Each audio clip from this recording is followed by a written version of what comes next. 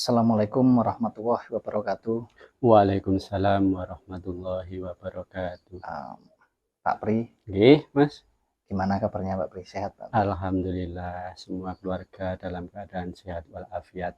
Amin, alhamdulillah. Sawang sule Mas Bayu pripun kabare? Alhamdulillah sehat juga Mas Pri. Alhamdulillah. Memang yang diminta ya cuman kita senantiasa diberikan kesehatan ya, gitu Amin. ya, berarti ya. Pak Pri, Nggih. terima kasih,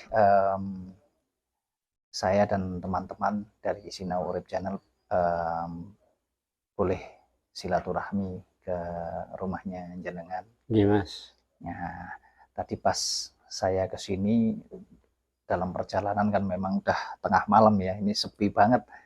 Nah, kok saya tertarik dengan patung relief ini ya, Iya, Pak Pri. Ini tentang Mbah Semar. Mbah Semar ini Iya. gimana? Apa mungkin ada cerita atau ada pengalaman tersendiri atau memang Pak Pri ini mengagumi sosok Mbah Semar, mungkin bisa berbagi mungkin dengan kita?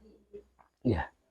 Jadi gini Mas Bayu ya, sebelumnya saya juga salam dulu kepada semua pemirsa Sinau Urip Channel. Semoga kita semua dalam lindungan Tuhan Yang Maha Esa. Amin. Ya, jadi memang Mbah Semar ini mempunyai banyak sekali versi atau cerita menurut keyakinan orang Jawa ya Mas Bayu ya. Iya.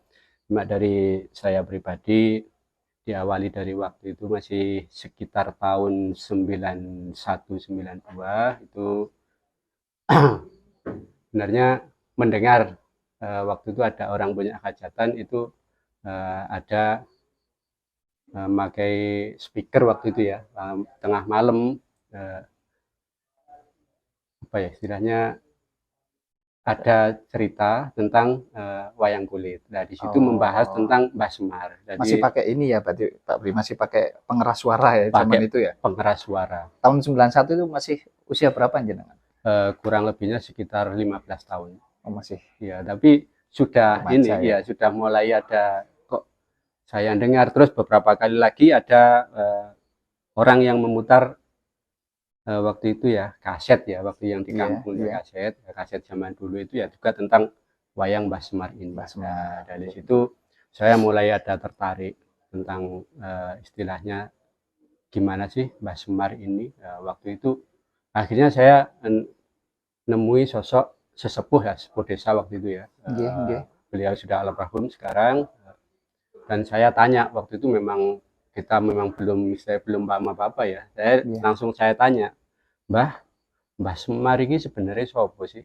Nah, saya waktu itu gitu. Akhirnya sedikit dikasih pendaparan bahwa Mbah Semar ini kenapa Semar waktu itu yang saya istilahnya yang disampaikan oleh mbahnya kepada saya, kenapa dinamakan Semar? Karena ini juga bukan intinya samar ya, enggak laki-laki juga enggak perempuan. Jadi berarti sosok Mbah Semar ini tidak laki-laki juga tidak perempuan. Iya, jadi digambarkan seperti itu, tidak laki-laki dan juga tidak perempuan. Dan beliau Mbah Semar ini intinya waktu yang disampaikan kepada saya adalah pamomong tanah Jawa, tapi dengan bukan yang di Kasunyatan, istilahnya bukan di saat ini kita berada, tapi di eranya dulu istilahnya. Gitu. Jadi intinya ini juga menurut saya sebuah cerita entah legenda wallahu alam Mas Bayu ya, tapi saya mengagumi sosok Mbah Semar ini. Intinya yang saya kagumi adalah tuntunannya untuk orang Jawa gitu. Jadi beliau Mbah Semar ini kan ajarannya tentang budi pekerti luhur, tentang andap asurnya seorang anak kepada orang tua seperti itu. Jadi seorang murid kepada guru, jadi menjalankan istilahnya apa ya Mas Bayu? Maksudnya mengajarkan itu mungkin kebijaksanaan, ya seperti itu. Dan waktu itu yang saya terima dari simbah yang menceritakan pada saya itu bahwa ya apa mbah caranya, gimana mbah caranya kalau orang kepingin ketemu Mbah Semar itu. Jadi waktu itu beliau bilang begini, itu enggak sembarang orang bisa bertemu dengan Mbah Semar. Jadi intinya orang-orang mempunyai hati bersih, mempunyai jiwa bersih. Dan waktu itu raja-raja di tanah Jawa ini yang bisa bertemu dan bisa berkomunikasi, karena Mbah Semar ini intinya bisa untuk mengajarkan suatu kebaikan dan suatu tatanan pemerintahan. Jadi intinya cuma dengan cara bahasa Jawa waktu itu seperti itu. Itu Mas Wahyu. Berarti sosok Mbah Semar ini merupakan boleh dibilang guru ya, berarti ya. Iya, jadi penuntun istilahnya iya, gitu ya. Iya, di eranya Mas Wahyu ya. Di zaman kerajaan dulu iya, ya. Seperti itu. Para kesatria, para raja-raja itu berarti beliau ini Mbah Semar ini yang memberikan nasihat, memberikan pitutur, wejangan gitu ya. Iya, intinya menerapkan budi pekerti luhur seperti itu. Jadi juga ada kata-katanya Mbah Semar juga yang sampai sekarang itu yang juga saya istilahnya belajar menggali dan memahami. Apa ya, itu Pak seperti itu kan ada juga yang ini kan apa, iling lan waspodo. Nah, seperti itu juga masih saya istilahnya belajar menggali Mas Bayu. Berarti senantiasa mengingat dan selalu berhati-hati dalam kita melangkah belajar untuk hidup yang lebih baik. Pak. Jadi dari saya sendiri intinya pelajaran apa yang dapat saya ambil dari sosok Mbah Semar ini sesuai dengan visualnya beliau. Jadi seorang yang gambarannya kan gemuk, bunder ya. Jadi gemuk, perutnya besar. Iya, bunder itu kan sebagai istilahnya gambaran aja ya Mas Bayu ya. Jadi orang yang mempunyai tekad yang bulat dalam menyampaikan suatu kebaikan kepada momongannya semua ini. Jadi ada ini ya filosofinya ya. Iya, itu juga ada intinya jari telunjuk seperti ini. Itu berarti artinya apa? Kalau yang saya pernah pahami itu adalah kita harus teguh, istilahnya nyambung sama yang Maha Kuasa. Nah, seperti itu. Juga ada tangan yang ke belakang gini. Intinya Mbah Semar itu walaupun sosok yang sangat dikagumi, intinya dari kalangan orang Jawa juga banyak yang percaya kan bahwa beliau ini mempunyai sebuah kesaktian atau ajian atau apa, tapi beliau tidak menampakkan itu semua. Jadi senantiasa rendah hati. Ya, rendah hati disembunyikan seperti itu. Kalau itu Mas Bayu. Oh, berarti sosok Mbah Semar ini biarpun mempunyai kemampuan yang boleh dibilang tinggi ya Pak Pri, tapi tetap senantiasa tetap berpegang teguh kepada Sang Pencipta, dan senantiasa juga tidak ingin menunjukkan, senantiasa menyembunyikan atau merendahkan dirinya dengan ya visual yang bisa kita lihat sekarang ini. Ya. Nah, mungkin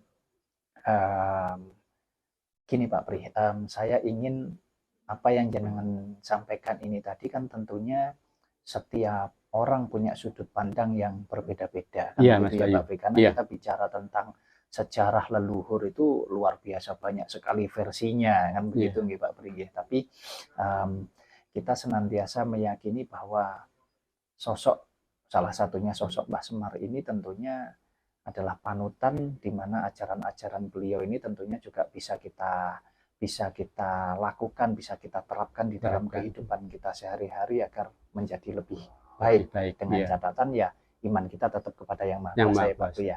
Nah, kalau mungkin saya boleh minta ini dari jenengan Mbak Pri, kira-kira ini kan eranya sekarang ini era boleh dibilang era milenial ya Pak Pri, kira-kira biar teman-teman semuanya, anak-anak muda, saudara-saudara kita ini semua juga senang terhadap cerita-cerita tentang leluhur kita, termasuk salah satunya tentang sosok Mbah Semar ini, karena ada banyak sekali pelajaran yang bisa kita ambil, terutama dari sisi positif ya Pak Pri ya, untuk kehidupan kita secara pribadi. Kalau dari jenengan mungkin bisa diberikan nasihat apa mungkin yang bisa disampaikan untuk kita semua kira-kira Pak Pri, dari apa yang jenengan ceritakan ini tadi. Kalau pelajaran yang selama ini saya gali Mas Bayu ya, jadi sedikit pesan yang mau saya sampaikan khususnya kepada istilahnya orang Jawa. Iya. Kan banyak sekali orang Jawa yang mengagumi sosok Mbah Semar ini.